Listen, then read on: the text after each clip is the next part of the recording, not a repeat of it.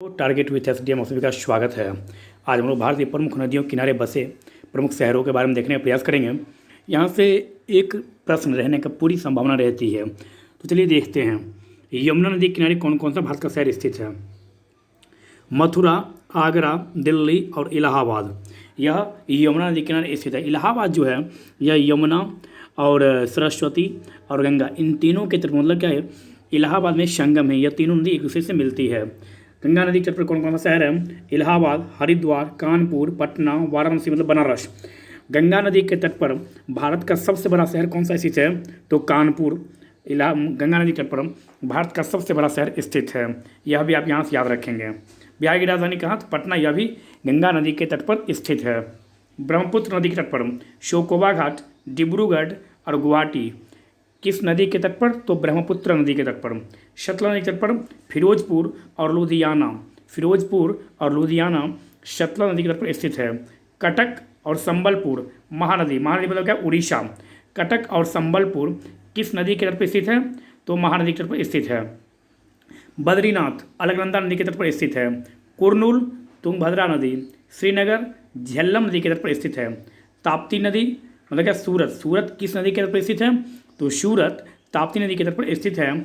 और सूरत अधिवेशन कांग्रेस का जो हुआ था 1907 में, इस अधिवेशन में कांग्रेस में पहली बार फूट पड़ी थी। यह भी आप यहाँ से याद रखेंगे। कृष्णा नदी मतलब क्या? विजयवाड़ा, विजयवाड़ा किस नदी के तट पर स्थित है? तो कृष्णा नदी के तट पर विजयवाड़ा स्थित है। पंढरपुर भीमा नदी, रामगंगा नदी, बरेली, बरेली किस नदी के तट पर स्थित है? तो रामगंगा नदी के तट पर। ओरछा बेतवा नदी के तट पर, बेतवा नदी के तट पर कौन सा शहर? तो ओरछा। उज्जैन क्षिप्रा नदी मतलब क्या? महाकालेश्वर मंदिर, महाकालेश्वर ज्योतिर्लिंग जो है वह कहाँ स्थित है? तो उज्जैन में। सरयू नदी के तट पर अयोध्या, अयोध्या किस नदी के तट पर स्थित है? तो सरयू नदी के तट पर। और अयोध्या में भव्य राम मंदिर का निर्माण होने जा रहा है। कोलकाता हुगली नदी, जबकि बंगाल का शोक किसे कहा जाता है? तो बंगाल का शोक दामोदर कहा जाता है।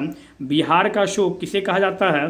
तो बिहार का शोक कोसी नदी को कहा जाता है। यह भी आप यहाँ से याद रखेंगे। लखनऊ मतलब गोमती नदी के किनारे, लखनऊ मतलब नवाबों का शहर लखनऊ को कहा जाता है। जबलपुर नर्मदा नदी के किनारे, कोटा चंबल नदी के किनारे, नासिक मतलब महाराष्ट्र गोदावरी नदी के तट पर, श्रीरंगपट्टनम मतलब क्या? कावेरी नदी के तट पर, हैदराबाद मूसी नदी के तट पर, जमशेदपुर स्वर्णरेखा नदी के तट पर और अहमदाबाद मतलब क्या? साबरमती नदी के तट पर अहमदाबाद स्थित है। आप सभी को बसंत पंचमी की ढेर सारी शुभकामनाएं और हर्षोल्लास और उत्साह से माँ शारदे की पूजा कीजिए और श्रद्धापूर्वक उनका स्मरण करके एक नया प्रण लीजिए, एक खुद से एक वादा कीजिए कि हमें इस वर्ष अपने लक्ष्य को प्राप्ति करना है। हे माँ हमें स्वस्थ रखें, हमें सद्भावना दें और हमें सत्य की ओर अग्रसर करें और हमें सही रास्ते पर लेकर चलें। एक पुत्र की मनोकामना अपनी माँ से यही होना चाहिए। यदि आप स्वस्थ रहेंगे तो आप निश्चित है अवश्य है कि आप पढ़ाई कर पाएंगे। आप तो सबसे पहले माँ से स्वस्थ चित्त और श्रद्धापूर्वक उनकी पूजा कीजिए और उनकी आराधना कीजिए सभी लोग मिलकर। और इससे क्या होगा कि आपस में आप सभी एक साथ मिलेंगे भी और इसके साथ माँ का एक साथ सभी लोग मिलकर स्मरण कीजिए। और बसंत पंचमी की फिर से एक बार आप सभी को ढेर सारी शुभकामनाएं। हर्षोल्लास और उत्साह और श्रद्धापूर्वक माँ का स्मरण कीजिए। आज माँ का आगमन है और अभी शारदीय मतलब क्या? गुप्त नवरात्रा भी चल रहा है और कलश स्थापना 12 फरवरी को हुआ था और आज माँ के पंचम रूप का पूजा भी है। प्रथम शैलपुत्री च द्वितीयम ब्रह्मचारिणी तृतीयं चंद्रघंटी त्रिकुष्मान टीति चतुर्थकम पंचमम स्कंदमातीति षष्ठमम कात्यायनीति च सप्तमम कालरात्रिति महागौरीति चाष्टमम नवम सिद्धिधात्री च नवदुर्गा प्रकृतता। मतलब क्या? आज माँ के 5वां रूप मतलब क्या? सिद्धिधात्री का आज पूजन होगा आज। और सिद्धिधात्री मतलब क्या? माँ शारदे का आज पूजन होगा।